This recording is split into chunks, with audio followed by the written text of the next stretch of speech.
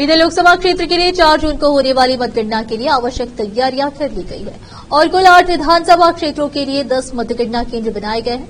जिला रिटर्निंग अधिकारी और जिला कलेक्टर गोविंद रेड्डी ने कहा, वह शनिवार को बीदर लोकसभा आम चुनाव 2024 की मतगणना पर मीडिया कर्मियों को जानकारी देने के लिए जिला कलेक्टर कार्यालय हॉल में एक संवाददाता सम्मेलन को संबोधित कर रहे थे। प्रत्येक मतगणना स्थल पर 14 टेबल की व्यवस्था की गई है। चुनाव उम्मीदवारों को 14 टेबलों के लिए 14 एजेंट और प्रत्येक विधानसभा क्षेत्र के लिए एक आरक्षित एजेंट नियुक्त करने का निर्देश दिया गया है। अब तक 3,628 डाक मतपत्र प्राप्त हो चुके हैं। उन्होंने बताया कि डाक मतपत्रों की गिनती के लिए 7 टेबल की व्यवस्था की जाएगी। उन्होंने कहा कि मतदान केंद्र में मोबाइल फोन पूरी तरह से प्रतिबंधित है और सलाह दी जाती है कि मतदान केंद्र के अंदर मोबाइल फोन न लाएं। भारत निर्वाचन आयोग के निर्देशों के अनुसार विभिन्न प्रकार के तंबाकू, gutkha, beedi, cigarette, fire pack, lighter, मिड ड्रिंक जैसे हानिकारक उपभोग और स्मार्ट घड़ी, मोबाइल फोन, लैपटॉप और इलेक्ट्रॉनिक उपकरण लाना प्रतिबंधित है। मतदान केंद्र में हाथ के हथियार जैसे बंदूक, तलवार, चाकू, छुरी आदि 4 जून को सुबह 7:20 पर मतदान केंद्रों का सुरक्षा कक्ष खोला जाएगा। पोस्टल बैलेट की गिनती सुबह 8 बजे शुरू होगी। वहीं विधानसभा क्षेत्रों के मतदान केंद्रों पर इलेक्ट्रॉनिक वोटिंग मशीनों से वोटों की गिनती शहर के बीयूबी कॉलेज में सुबह 8:05 पर शुरू होगी। कैमरामैन पपुराज का कवरेज। ನನಗೂ OTP ಬರ್ತದೆ. ಆಮೇಲೆ ನಮ್ಮ AROಗಳದಲ್ಲ ಎನ್ಕೋರ್ದಲ್ಲಿ ನಾವು ಆನ್ಲೈನ್ ಡಾಟಾ ಎಂಟ್ರಿ ಮಾಡಬೇಕು. ಪ್ರತಿಯೊಂದು ಪೋಲಿಂಗ್ ಬರ್ತದೆ. OTP ಬಂದ್ರೆ ಸಾಫ್ಟ್ವೇರ್ ಓಪನ್ ಆಗುತ್ತೆ. ಆ ಕಾರಣಕ್ಕಾಗಿ ನಮ್ಗೆ ಅಷ್ಟೇ ಮೊಬೈಲ್ ಅಲೌ ಇದೆ. ನಿಮಗೂ ಮೊಬೈಲ್ ಅಲೌಡ್ ಇದೆ, ಬಟ್ ನಿಮ್ದು ವಿತಿನ್ ಮೀಡಿಯಾ ಸೆಂಟರ್ದಲ್ಲಿ ದಯಮಾಡಿ ಬಳಸಿ. ಕಳೆದ ಸಲ ತಾವು ತುಂಬ ಚೆನ್ನಾಗಿ ನಮಗೆ ಕೋಆಪರೇಷನ್ ಮಾಡಿದ್ರಿ. ಸೊ ನೀವು ಮೀಡಿಯಾ ಸೆಂಟರ್ದಲ್ಲಿ ಮೊಬೈಲ್ ಬಳಸಿ. ಸೊ ಮೀಡಿಯಾ ಸೆಂಟರ್ದಿಂದ ಹೊರಗಡೆ ಬರೋಂಗಿರ್ತದೆ, ದಯಮಾಡಿ ಅಲ್ಲೇ ಇಟ್ಟು ಬರ್ಬೇಕಂತೇಳಿ ನಮ್ಗೆ ವಿನಂತಿ ಇದೆ. ಇದೆಲ್ಲ ಕಡೆ ಇರೋ ಪದ್ಧತಿಲೇ ನಾವು ನಿಮ್ಗೆ ಇದನ್ನು ಹೇಳ್ತೀವಿ. ನೆಕ್ಸ್ಟ್ ಪಾಯಿಂಟ್ ಬಂದ ಹೇಳ್ತೀವಿ. ಬಟ್ ಏಜೆಂಟ್ಸ್ಗೆ, ಕ್ಯಾಂಡಿಡೇಟ್, ಎಲೆಕ್ಷನ್ ಏಜೆಂಟು ಯಾರಿಗೂ ಮೊಬೈಲ್ ಅಲೋ ಇಲ್ಲ. ದೆನ್ ಮತ ಎಣಿಕೆ ಕೇಂದ್ರದಲ್ಲಿ ಈಗ ತಂಬಾಕಾಗಲಿ, ಗುಟ್ಕಾ, ಬೀಡಿ, ಸಿಗರೇಟಿ, ಬೆಂಕಿಪೊಟ್ನ, ಲೈಟರು, ಆಮೇಲೆ smart watch, mobile phone, laptop, ಆಮೇಲೆ ಇತರೆ ಮಾರಕಾಸ್ತ್ರಗಳನ್ನು ಕಂಪ್ಲೀಟ್ ನಿಷೇಧ ಮಾಡಿದ್ವಿ. SP ಸಾಹೇಬರು ಮೇನ್ ಗೇಟ್ ಹೊರಗಡೆನೆ. ಸೊ ಮತ್ತು ಕಾಲೇಜ್ ಎಂಟ್ರಿ ಎರಡು ಕಡೆ DMFD ಹಾಕಿರ. DMFD ಡಿಜಿಟಲ್ ಮೆಟಲ್ ಫ್ರೇಮ್ DFMDಗಳನ್ನು ಎಲ್ಲ ಎಂಟ್ರಿಗಳಲ್ಲಿ ಅಳವಡಿಸ್ತೀವಿ. ಅದು ಏನೇ ಮೆಟಲ್ ಬರ್ತಂದ್ರೆ ಅದು ನಮಗೆ ಸಿಗ್ನಲ್ ಕೊಡ್ತದೆ. ಇದು ನಮ್ಮದು ಏರ್ಪೋರ್ಟ್ಗೆ ಹೋಗ್ಬೇಕಾದ್ರೆ ಎಂಟ್ರಿ ಇರ್ತದಲ್ಲ, ಸೇಮ್ ಸೊ ಇವೆಲ್ಲಗಳನ್ನು ನಾವು ಚೆಕ್ ಮಾಡಿ ನಾವು ಏಜೆಂಟ್ಸ್ಗೆ ಬಿಡ್ತಿರ್ತೀವಿ. ನಮ್ಮ ಸ್ಟಾಫ್ಗೂ ಸೇಮ್ ಚೆಕ್ ಮಾಡಿ ನಾವು ಬಿಡ್ತೀವಿ. ಆಮೇಲೆ ನಮಗೆ 8 ವಿದ್ಯುನ್ಮಾನ ಭದ್ರತಾ ಕೊಠಡಿ ಮತ್ತು 1 ಪೋಸ್ಟಲ್ ಬ್ಯಾಲೆಟ್ ಇದೆ. ಟೋಟಲ್ 9 ನಾವು ಓಪನ್ ಮಾಡುವ. ಹೀಗಾಗಿ ನಾವು 9 ಓಪನ್ ಮಾಡಲಿಕ್ಕೆ ಟೈಮನ್ನು ಫಿಕ್ಸ್ ಮಾಡ್ಕೊಂಡಿದ್ವಿ.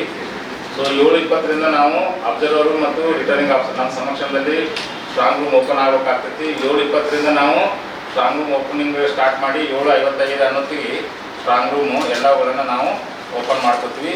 ಈ ಟೈಮ್ ಟೇಬಲನ್ನು ಸಹ ನಾವು ಅಭ್ಯರ್ಥಿ ಮತ್ತು ಎಲೆಕ್ಷನ್ ತಿಳಿಸ್ತೀವಿ. ಆಮೇಲೆ ಕೌಂಟಿಂಗ್ ಎಕ್ಸಾಕ್ಟ್ಲಿ 8 ಗಂಟೆಗೆ ಪೋಸ್ಟಲ್ ಬ್ಯಾಲೆಟ್ ಸ್ಟಾರ್ಟ್ ಆಗ್ತದೆ. 8 ಗಂಟೆಗೆ ಪೋಸ್ಟಲ್ ಬ್ಯಾಲೆಟ್ ಸ್ಟಾರ್ಟ್ ಆಗ್ತೈತಿ. ಅದು ಸ್ಟಾರ್ಟ್ ಆದ ಒಂದು 5 ನಿಮಿಷಕ್ಕೆ ಸೊ EVM ಕೌಂಟಿಂಗ್ ಸ್ಟಾರ್ಟ್ ಆಗ್ತದೆ. 8:05 ಗಂಟೆಗೆ ಎಲ್ಲ 8 ಕಡೆ ಎಟ್ ಟೈಮ್ ಸ್ಟಾರ್ಟ್ ಆಗ್ತದೆ. ಯಾವುದು ಡಿಪೆಂಡ್ ಇಲ್ಲ. ಒಂದು ಅಸೆಂಬ್ಲಿ ಕಾನ್ಸ್ಟಿಟ್ಯೂಟ್ ಅಂದರೆ ಇಂಡಿಪೆಂಡೆಂಟ್. ಇವ್ರದ್ದು ರೌಂಡ್ ಹೋಗ್ಬೋದು, ಮುಂದೆ ಹೋಗ್ಬೋದು, ಇನ್ನೊಬ್ರು ಸ್ಪ್ಲೇಸ್ ಅವ್ರು ನಿಧಾನ ಆಗ್ಬೋದು. ಎಲ್ಲ ಅಸೆಂಬ್ಲಿ ಕಾನ್ಸ್ಟಿಟ್ಯೂನ್ಸಿ ಏಕಕಾಲಕ್ಕೆ ನಡೀತಾವೆ. ಸೊ 8:05ಕ್ಕೆ ಅಸೆಂಬ್ಲಿ ಕಾನ್ಸ್ಟಿಟ್ಯೂನ್ಸಿಲಿ EVM ಕೌಂಟಿಂಗ್ ಸ್ಟಾರ್ಟ್ ಆಗ್ತದೆ. ಆಮೇಲೆ ಅಭ್ಯರ್ಥಿಗಳಿಗೆ ನಾವು ಸಿಂಪಲ್ ಕ್ಯಾಲ್ಕುಲೇಟರ್ ತೊಗೊಂಡು ಬರಲಿಕ್ಕೆ ಅಲೋ ಮಾಡಿವಿ. ಯಾಕಂದ್ರೆ ಅವರು 14 ಟೇಬಲ್ದಲ್ಲಿ ಬಿದ್ದು ಓಟ್ ಟೋಟಲ್ ಮಾಡ್ಕೊಳ್ಳಿಕ್ಕೆ ಬೇಕಲ್ಲ ಅವ್ರಿಗೆ. ಈಗ ಈ ಕ್ಯಾಲ್ಕುಲೇಟರ್ ಅಲೋ ಮಾಡಿವಿ. ಪೆನ್ನು ಬರ್ಕೊಳ್ಳಿಕ್ಕೆ ಮತ್ತು ಪೇಪರ್ಗಳನ್ನು ಕ್ಯಾಂಡಿಡೇಟು ಮತ್ತು ಏಜೆಂಟ್ಗಳು ತೊಗೊಂಡು ಬರಲಿಕ್ಕೆ ನಾವು ಅಲೋ ಮಾಡಿದ್ದೀವಿ. ಇನ್ನು ಮೀಡಿಯಾ ಸೆಂಟರ್ ಕುರಿತು ಈಗಾಗಲೇ ನಾವು ನಿಮ್ಮ ಜೊತೆ ಡಿಸ್ಕಸ್ ಮಾಡಿದಂಗೆ ಪತ್ರಕರ್ತರಿಗೆ ಮೊಬೈಲ್ಗಳು ಮಾತ್ರ ಕಾನೂನು ಸುವ್ಯವಸ್ಥೆ ಹಿನ್ನೆಲೆಯಲ್ಲಿ ಕಮ್ಯುನಿಕೇಷನ್ ಮಾತ್ರ ಬಳಸ್ತಾರೆ. ಆಮೇಲೆ ಅವರಿಗೂ ಕೂಡ ಏನಂದರೆ ಕಲರ್ ಇದು ಮಾಡಿದ್ದಾರೆ ಸರ್, ಏನಂದರೆ ಕಲರ್ ಕೋಡಿಂಗ್ ಮಾಡಿದ್ದಾರೆ ಎಲ್ಲ ಕಾನ್ಸ್ಟಿಟ್ಯೂನ್ಸಿ ವೈಸ್ ಐಡೆಂಟಿಫೈ ಆಗಿರುತ್ತೆ ಸ್ಟಾಫ್ನ.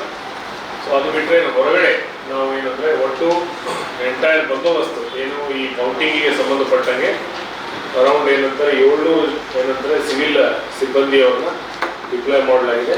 ಅದರ ಜೊತೆಗೆ 4 KSRP ತುಕಡಿಗಳು, 5 DR ತುಕಡಿಗಳು ಮತ್ತು D-SWAT ತಂಡ ಇಷ್ಟು ಏನಂತಂದ್ರೆ ಅಲ್ಲಿ ಇರ್ತದೆ. ಜೊತೆಗೆ ಆಂಟಿ ಸೆಬೋಟೇಜ್ ಚೆಕ್ ಮಾಡಲಿಕ್ಕೆ ನಮ್ಮ ಶ್ವಾನಗಳು ಕೂಡ ನಾವು ಬಳಸ್ತೀವಿ. ಯಾಕಂದ್ರೆ ಪಾರ್ಕಿಂಗ್ ಲಾಟ್ ಇರ್ತದೆ, ಅಲ್ಲಿ ಕೂಡ ಏನಂದ್ರೆ ನಾವು AS ಚೆಕ್ ಮಾಡ್ತೀವಿ. ಆದ್ರಿಂದ ತಾವು ವೆಹಿಕಲ್ಗಳನ್ನ ತರಬೇಕಾದ್ರೆ ಇನ್ಶೂರ್ ಮಾಡಿ ಯಾವುದೇ ಅದರೊಳಗೆ ದಹ್ಯ ವಸ್ತುಗಳು ಅಂತ ಕ್ಯಾರಿ ಮಾಡಬಾರ್ದು. ಸೊ ಅದನ್ನು ಕೂಡ ನಾವು ಚೆಕ್ ಮಾಡ್ತೀವಿ.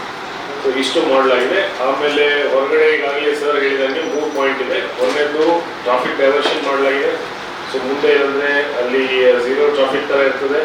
ಅಲ್ಲಿಯೂ ಕೂಡ ಏನಂದರೆ ನಮ್ಮ ಬಂದೋಬಸ್ತ್ ಏನಂತಾರೆ ಮೇನ್ ರೋಡಲ್ಲಿ ಮತ್ತು ಇಂಪಾರ್ಟೆಂಟ್ ಸರ್ಕಲ್ಗಳಲ್ಲಿ, ಆಮೇಲೆ ಸೂಕ್ಷ್ಮ ಪ್ರದೇಶದಲ್ಲಿ ಜಿಲ್ಲಾಡಳಿತ ಕೂಡ ಏನಂತಾರೆ ಡಿಪ್ಲಾಯ್ಮೆಂಟ್ ಇರ್ತದೆ. ಜೊತೆಗೆ 144 ಸೆಕ್ಷನ್ ಜಾರಿಯಲ್ಲಿರ್ತದೆ. ಅದರ ಉದ್ದೇಶ ಅಂದರೆ ಯಾರು ಯಾವುದೇ ಮಾರಕಾಸ್ತ್ರಗಳನ್ನು ಕ್ಯಾರಿ ಮಾಡಬಾರ್ದು ಅಂತೇಳಿ. ಮತ್ತು ನಾವು ಈಗಾಗಲೇ ಏನು ರೌಡಿ ಶೀಟರ್ಗಳಿದ್ದಾರೆ ಮತ್ತು ಯಾರು ಕಮ್ಯುನಲ್ ಗುಂಡಗಳಿದ್ದಾರೆ ಅಂಥವ್ರ ಮೇಲೆ ಈಗಾಗಲೇ ನಿಗಾ ವಹಿಸಿದ್ದೀವಿ. ಮತ್ತು ಅವ್ರನ್ನ ಠಾಣೆಗಳಿಗೆ ಕರೆಸಿಬಿಟ್ಟು ಎಚ್ಚರಿಕೆ ಕೂಡ ಏನಂತಾರೆ ಕೊಡ್ತಾ ಇದ್ದೀವಿ. ಸೊ ಆ ಸಂದರ್ಭದಲ್ಲಿ ಅವ್ರು ಏನಾದರೂ ರಿಮೂವ್ ಮಾಡುವಂಥದ್ದಾಗಲಿ ಗಲಾಟೆ ಮಾಡುವಂಥದ್ದಾದರೆ ನಾವು ಕೂಡಲೇ ಏನಾದರೆ ವಶಕ್ಕೆ ತೆಗೆದುಕೊಂಡು ಅವ್ರ ಮೇಲೆ ಕಾನೂನು ಕ್ರಮ ಜರುಗಿಸ್ತೀವಿ. ಜೊತೆಗೆ ಡ್ರೈ ಡೇ ಏನಂತಂದರೆ ಅಪ್ಲಿಕೇಬಲ್ ಇರೋದ್ರಿಂದ ಅದನ್ನು ಕೂಡ ಏನಂತಂದರೆ ಎಕ್ಸೈಸ್ ಇಲಾಖೆಯ ಒಂದು ಸಹಕಾರದ ಜೊತೆ 100% ಏನಂದರೆ ಇಂಪ್ಲಿಮೆಂಟೇಷನನ್ನು ಮಾಡಲಾಗ್ತದೆ. ಇಷ್ಟು ಏನಂತಾರೆ ವ್ಯಾಪಕವಾಗಿ ನಾವು ಏನಂತಾರೆ ಬಂದೋಬಸ್ತನ್ನು ಮಾಡಿದ್ವಿ. ಆದ್ದರಿಂದ ಏನಂತಾರೆ ಮಾಧ್ಯಮ ಸ್ನೇಹಿತರು ಏನಂದರೆ ಈ ಬಗ್ಗೆ ತಾವು ಸಾರ್ವಜನಿಕರಿಗೂ ಗಮನಕ್ಕೆ ತರಬೇಕು ಅನ್ನುವಂಥದ್ದು. ಜೊತೆಗೆ ಏನಂದರೆ ಆಫ್ಟರ್ ದ ರಿಸಲ್ಟ್ ಆದಮೇಲೆ ಪೀಸ್ಫುಲ್ ಆಗಿ ಡಿಸ್ಪೋಸ್ ಆಗಲಿಕ್ಕೆ ವಾಹನಗಳಲ್ಲಿ ನಮ್ಮ ಪೊಲೀಸ್ ಏನಂದರೆ ಗಸ್ತನ್ನು ಕಂಟಿನ್ಯೂ ಇಡ್ತಾರೆ. ಮತ್ತು ಸಾರ್ವಜನಿಕರು ಕೂಡ ಏನಂತಂದರೆ ಈ ಸಂದರ್ಭದಲ್ಲಿ ಶಾಂತಿ ಸುವ್ಯವಸ್ಥೆನ ಕಾಪಾಡಲಿಕ್ಕೆ ಪೊಲೀಸರೊಂದಿಗೆ ಸಹಕರಿಸಬೇಕು ಅಂತ ಹೇಳಿ ಮಾಧ್ಯಮದ ಮೂಲಕ ಬೀದರ್ ಜಿಲ್ಲೆಯ ಜನತೆಗೆ ಮನವಿ